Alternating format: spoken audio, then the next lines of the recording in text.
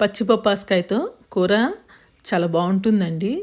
ఇది చేసుకోవడానికి కొద్దిగా ఇది తురమాలి, ఒకటే పని.